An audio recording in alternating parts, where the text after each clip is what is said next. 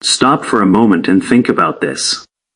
What if the price you see on your screen is not the real signal, but the distraction?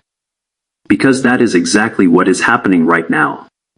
While most investors are watching charts bounce and calling it recovery, something far more important has already taken place beneath the surface. Something quiet, calculated, and irreversible. A transfer. Not of money. Of power. And it started during chaos. A sudden geopolitical shock disrupted global energy flows. Oil spiked. Uncertainty exploded across markets. Capital didn't hesitate. It rushed into the one place it always runs when fear takes over. The US dollar. As the dollar surged, it triggered a chain reaction. Precious metals, priced globally in dollars, were forced down mechanically. Not because their value disappeared, but because the measuring stick itself changed. And then came the second. Margin calls. Exchanges raised requirements. Leverage cracked. Positions were liquidated at scale. Billions, then trillions, wiped out in a matter of hours. To the average observer, it looked like a collapse, but that interpretation misses the point entirely. Because while the West was selling, the East was buying. Not paper. Physical. This is where the story changes. In the modern financial system, there are two versions of gold and silver. The one you trade, and the one you can actually hold. Most people never think about the difference. They assume that when they buy exposure, they own something real. But in truth, much of the market operates on layered claims. 1 ounce. Multiple owners. A system that only works as long as nobody asks for delivery at scale. And for years, nobody did, until now. Because during the recent sell-off, something unusual happened. Delivery requests surged. Not from retail investors. Not from short-term traders.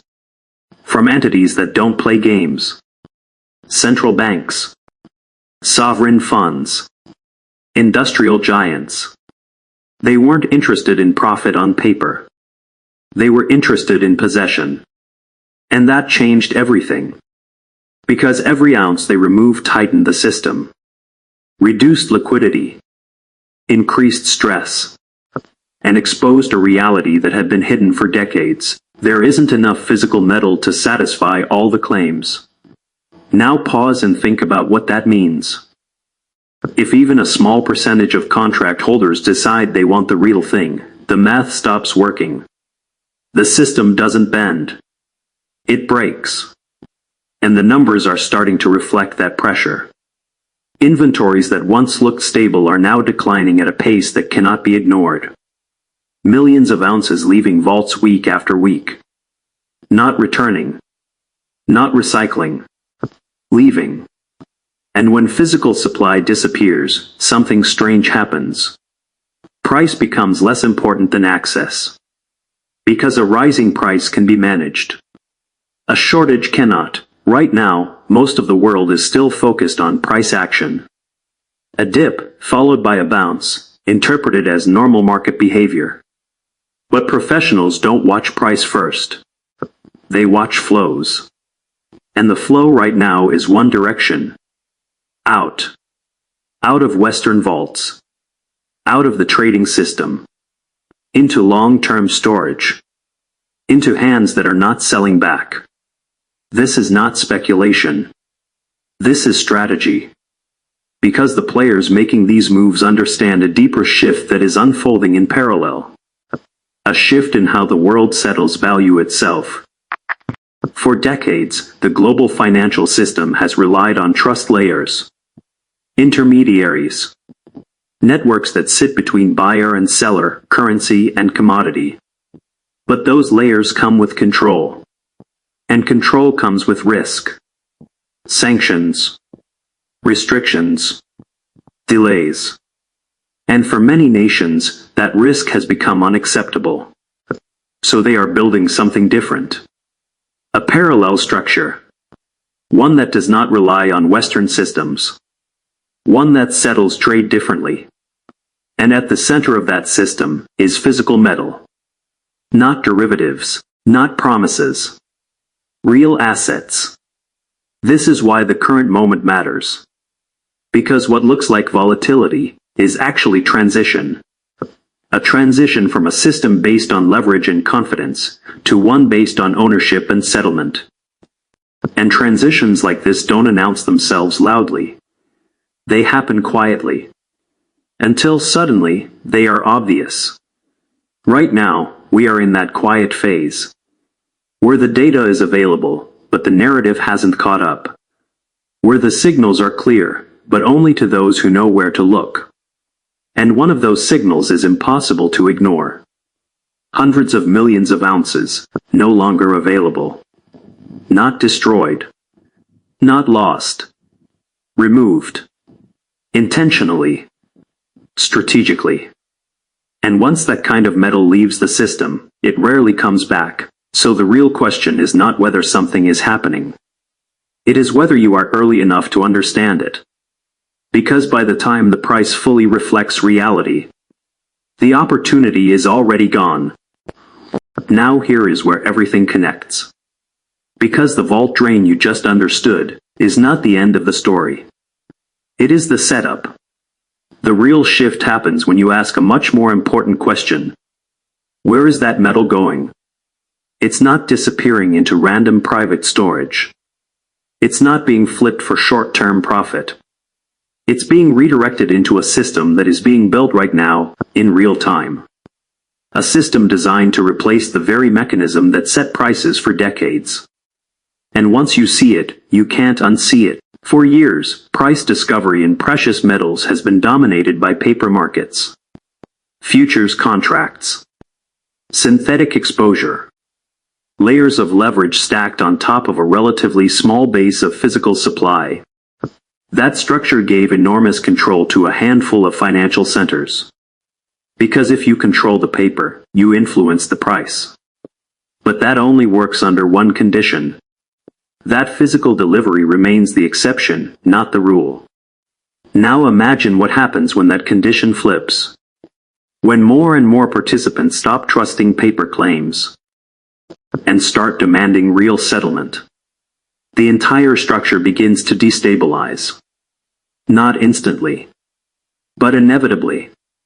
And that is exactly why a new system has quietly come online.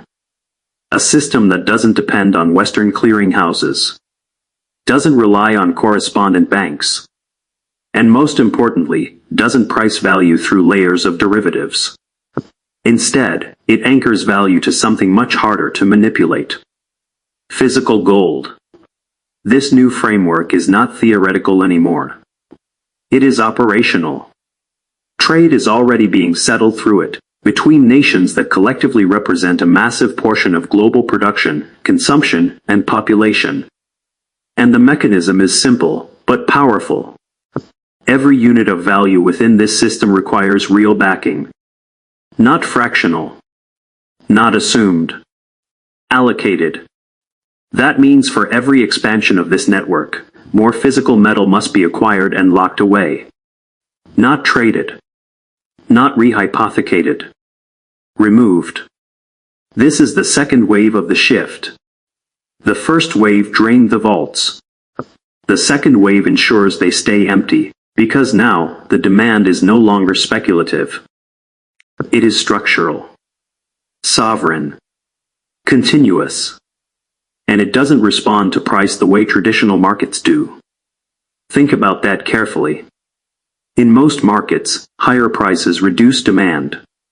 But when gold becomes a settlement layer, higher prices don't stop accumulation. They validate it. They reinforce the need to secure supply before it becomes even harder to obtain. And this is where silver enters the equation in a way most people are completely overlooking. Gold is becoming the anchor. But silver is the pressure valve, because as gold becomes more tightly held, more expensive, and increasingly locked into sovereign systems, the overflow demand doesn't disappear. It shifts into silver, an asset with a much smaller market. a thinner supply base, and a growing list of industrial uses that cannot be substituted easily. Solar infrastructure, electronics, next-generation computing systems, all competing for the same limited ounces that are already being drained from the system. And unlike financial assets, you cannot print more silver, you cannot accelerate supply on demand. It is constrained by geology, by mining economics, by time. So now you have two forces moving at the same time: a structural removal of physical supply, and a structural increase in demand. That is not a temporary imbalance. That is a compression. And compressions don't last forever. They resolve, usually violently. Now step back and look at the full picture. A market where paper claims still dominate pricing, but physical availability is shrinking. A new financial system that requires continuous accumulation of real assets, and a growing divergence between what is quoted and what actually exists. This is the kind of environment where price stops being a reliable signal, because the visible market is no longer the whole market. And when that gap becomes too large, it corrects.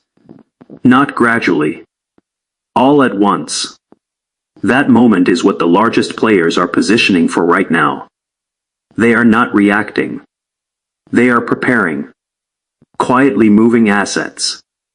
Securing supply. Reducing exposure to systems they no longer fully trust. And the key detail most people miss is this: they are early. Which means the window is still open. But not for long. Because once the broader market recognizes what is happening, the behavior changes instantly. Paper holders rush to convert. Liquidity disappears. And the very thing that looked stable becomes inaccessible. That is how transitions like this always unfold. Slow, then sudden. So the question now is simple. Not what happened. Not even what is happening. But what you do next. Do you continue to rely on the surface-level signals, or do you adjust to what the underlying data is telling you? Because this is not just another cycle. It is a shift in how value itself is measured, stored, and transferred. And shifts at this scale don't happen often. But when they do, they redefine everything that comes after. Stay focused. Watch the flows, not the headlines. Because by the time the headlines catch up, the move is already over.